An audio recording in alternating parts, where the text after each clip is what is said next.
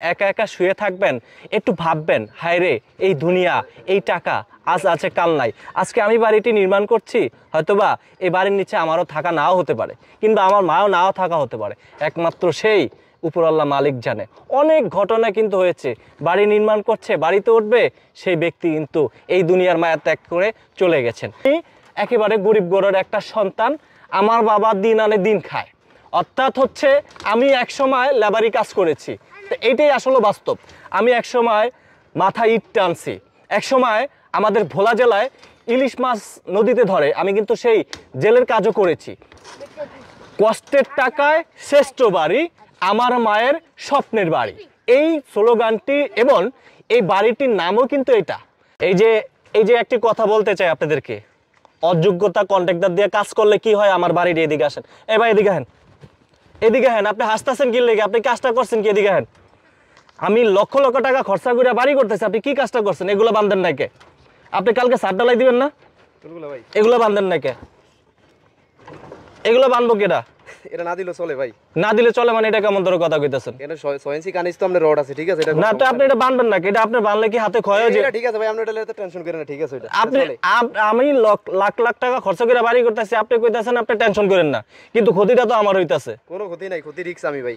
আপনি ক্ষতি রিস্ক, এই বাড়ি যে কোনো প্রবলেম হইলে আপনি সেই রিস্ক নেবেন? হ্যাঁ, এটা কোনো কথা বলেন আপনি? আপনি তো একটাও বান্ধেন না, একটাও তো বান্ধেন নাই। সবগুলাই ঠিক আছে ভাই, ওগুলা আপনি এই যে এখানে মারামদার নাই কে? কোনা নাই, এই যে একটু দেখান, এখানে মারামদার নাই কে? এই যে এটার মাডাম নাই ভাই, বুঝছেন, ঠিক আছে, যে নিচের ওগুলা আছে না, নিচের ওগুলা ঠিক আছে, লেগু উপরে ওগুলা মাডাম নাই। নিচে দুটো মারাম দিবেন? নিচে দুটো মাডাম দিছি।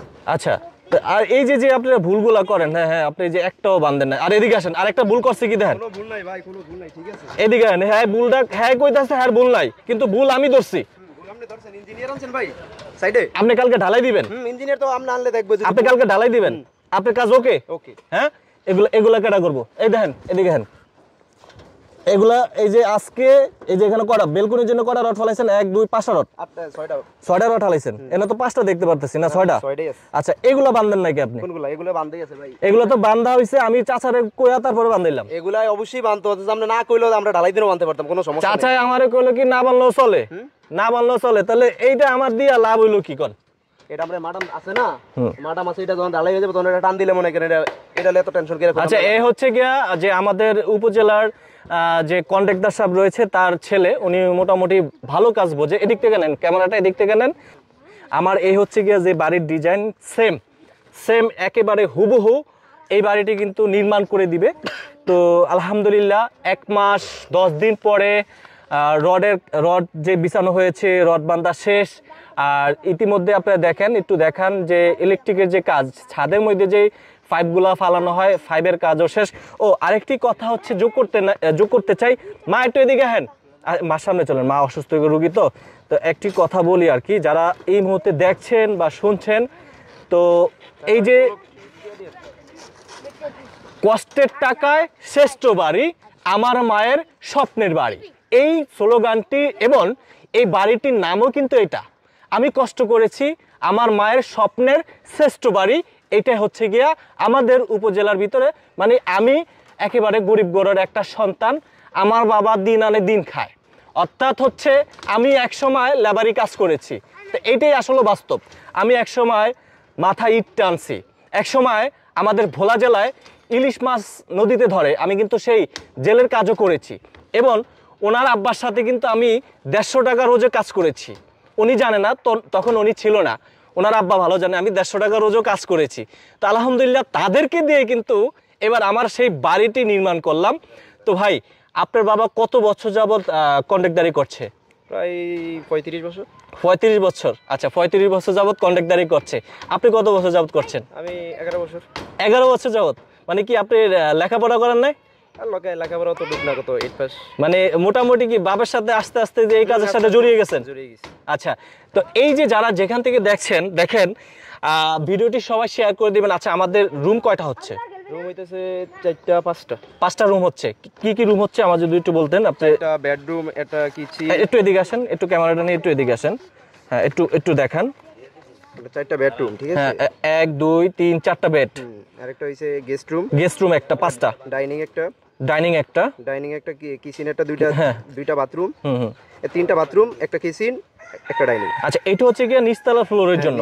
আচ্ছা, এবার হচ্ছে আমার যে ইঞ্জিনিয়ার সাহেব তিনি আমাকে দোতলা যে ফাউন্ডেশন করে দিয়েছে এখানে, হ্যাঁ দোতলা হচ্ছে কি আমার 2টা ইউনিট হবে। আমার হচ্ছে ছোট ভাই আছে একটা, আমি তার জন্য দোতলা একেবারে ভবিষ্যতের জন্য তার জন্য দোতলা রেখে দিয়েছি। এই যে দেখতে পাচ্ছেন দোতলার জন্য এই যে এই পাশে একটা ইউনিট, এই পাশে একটা ইউনিট, এর হচ্ছে গিয়ে ডাইনিং রুম নাকি, ডাইনিং রুম এই পাশেও আছে এই পাশেও আছে, অর্থাৎ হচ্ছে উপরে উঠে প্রত্যেকটা রুমের সাইজ দেখুন 12 বাই 11 আর মনে করেন এটা 13 বাই 14। এটা অনেক বড়, এটা হচ্ছে কি অনেক বড়, এটা হচ্ছে কি অর্থাৎ হচ্ছে পশ্চিম সাইডে রুমটা।